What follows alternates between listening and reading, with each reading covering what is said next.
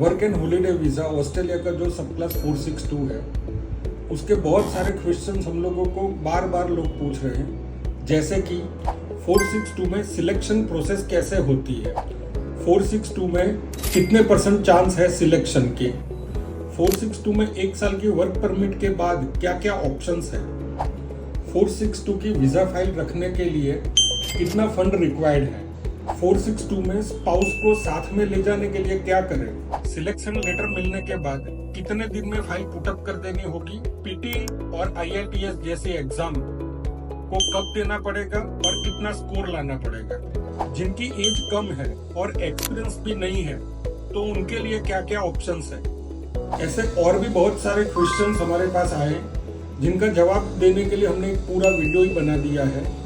सबसे पहले ये बता दूं कि जिन लोगों की एज 30+ है या लो एजुकेशन है और 462 अप्लाई नहीं कर सकते परंतु एक्सपीरियंस अच्छा है, उनको मायूस होने की कोई जरूरत नहीं है। उनके लिए अलग ऑप्शन भी हो सकते हैं। उनके लिए क्या क्या ऑप्शंस है ये वीडियो के लास्ट में आएगा, तो वीडियो लास्ट तक देखिए। सबसे पहले बेसिक डिटेल्स, कौन कौन लोग 462 में अप्लाई नहीं कर सकते और कौन कर सकते ये देख लेते हैं। जिन लोगों ने 10+ ITI की है या 10+ डिप्लोमा की है और सिर्फ 12वीं तक ही पढ़े हैं, वो लोग 462 में अप्लाई नहीं कर सकते। 462 में इंडियन सिटीजन होना जरूरी है और 18 से 30 के बीच की एज होना जरूरी है। जिनकी एज 30+ है उनके लिए क्या क्या ऑप्शन हो सकते हैं ये वीडियो में आगे आएगा। जिन लोगों ने 12+ डिप्लोमा की है या बैचलर्स और उसके ऊपर की एजुकेशन ली है, वो लोग 462 में अप्लाई कर सकते हैं। तो चलो देखते हैं 462 की सिलेक्शन प्रोसेस कैसे होती है और क्यों अप्रैल 2026 तक चलेगी। इसको एक एग्जाम्पल से समझते हैं। सबसे पहले गवर्नमेंट ने 100 लोगों को इनविटेशन दिया, बाद में ये पता चला कि 15 फाइल ऐसी हो गई थी जिनकी एलिजिबिलिटी थी ही नहीं और 15 ऐसे लोगों ने फाइल की कि जिनकी डिग्री फेक डॉक्यूमेंट्स थे या गलत थी।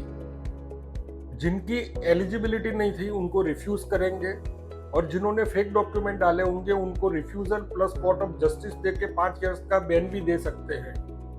ये 30 फाइल जो रिफ्यूज हुई वो नेक्स्ट मंथ के राउंड के अंदर वो लोग ऐड करेंगे और 130 लोगों को इनविटेशन देंगे।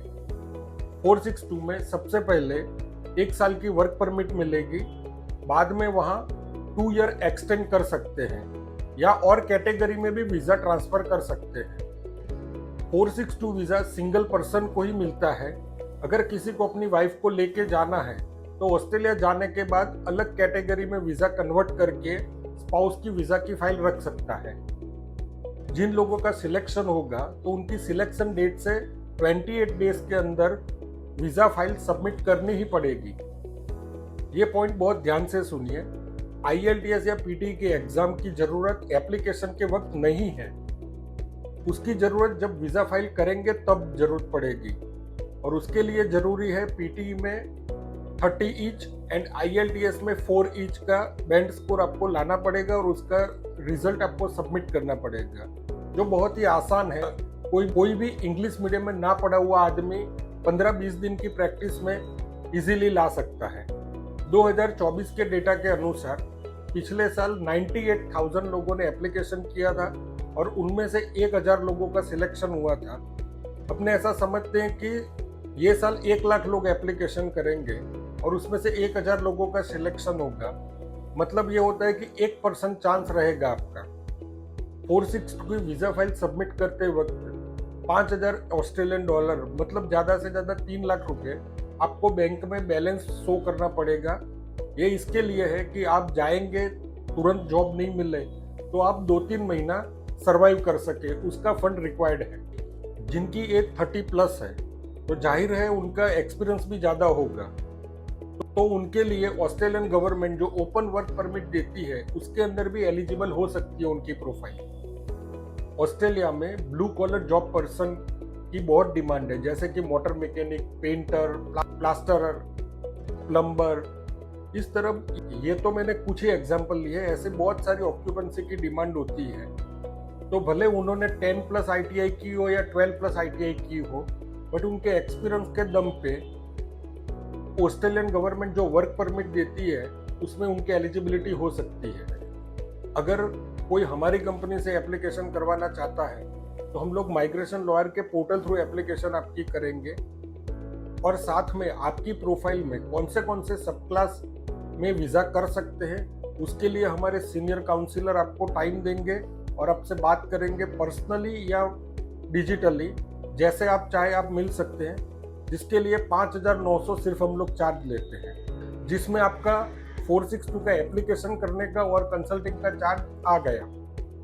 जिन लोगों ने रिसेंटली पढ़ाई खत्म की और एक्सपीरियंस नहीं है, 462 में वो लोग अप्लाई करेंगे, पर साथ में अगर स्टूडेंट वीज़ा भी अप्लाई करना है बट लो स्कोर, जैसे कि कम एकेडमिक परसेंटेज और कम पीटी लो स्कोर होता है, तो वो केस में भी हम लोग आपको हेल्प कर सकते हैं।